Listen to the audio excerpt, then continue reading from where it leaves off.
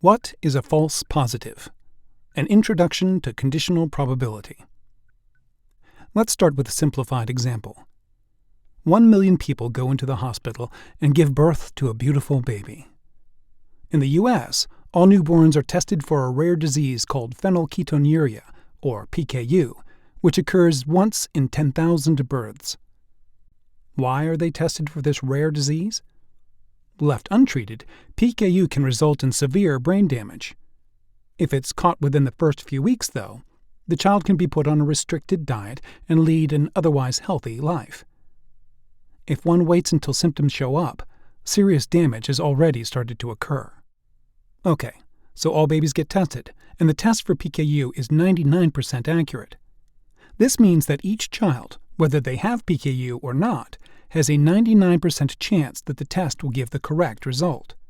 We'll soon see that in our group of 1 million, we expect about 989,902 women will be told that their baby doesn't have PKU. But for the approximately 10,098 who receive a positive test result, this can be very stressful news. Since the test is 99% accurate, we'd expect almost all of these babies to actually have PKU. But that can't be right. If PKU actually occurs in 1 in 10,000 live births, then we would expect that out of 1 million babies, there would be about 100 cases of PKU, a far cry from the more than 10,000 positive tests. Indeed, when a baby gets a positive test result, doctors will wait 2 weeks and do a second test to determine if the child actually has PKU. Most of the second-round babies will now show negative. The baby's test results were false positives. A false positive is where someone incorrectly receives a positive result for a test when they should have received a negative result.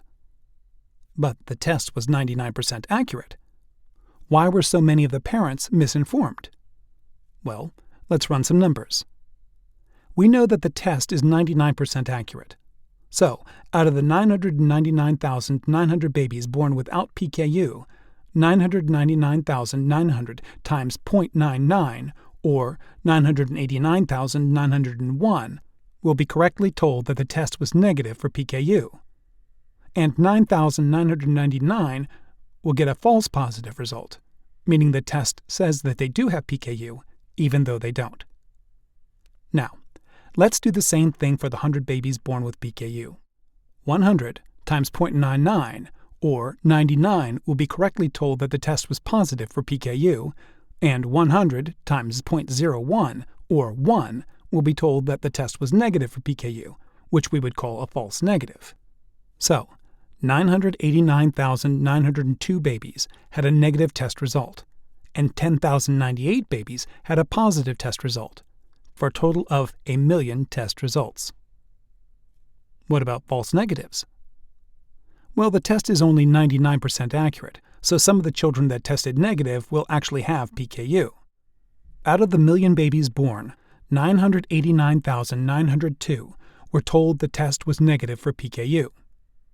In this group, 1 has PKU, which equals 0.0001% who have PKU, and 989,901 do not have PKU, which equals 99.9999% who did not have PKU.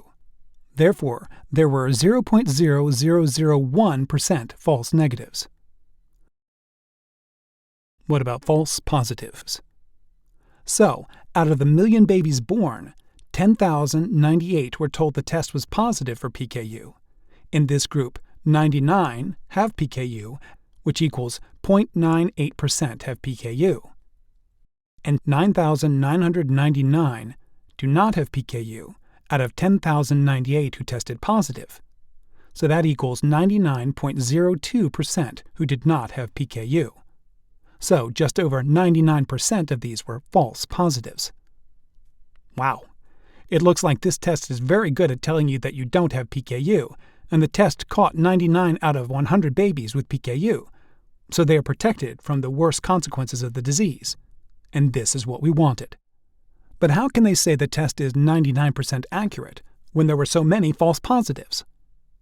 Well, let's look at how many parents were given the correct results. 989,901 parents were told correctly that their child did not have PKU, and 99 parents were told correctly that they did have PKU. So, 990,000 out of the 1 million, or 99% of the babies tested, were told the correct result. As we have seen, a test that is 99% accurate does not mean that if you get a positive result, there is a 99% chance you have the disease. By taking this test, we have narrowed our search for babies with PKU from 1 in 10,000 to approximately 1 in 100, making it easier to identify and treat these children. With any test, there will be some false positives and some false negatives, and most situations are more complicated than this example.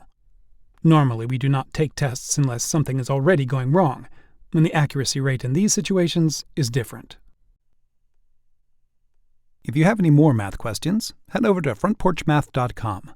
There you will find videos, written explanations, and worksheets.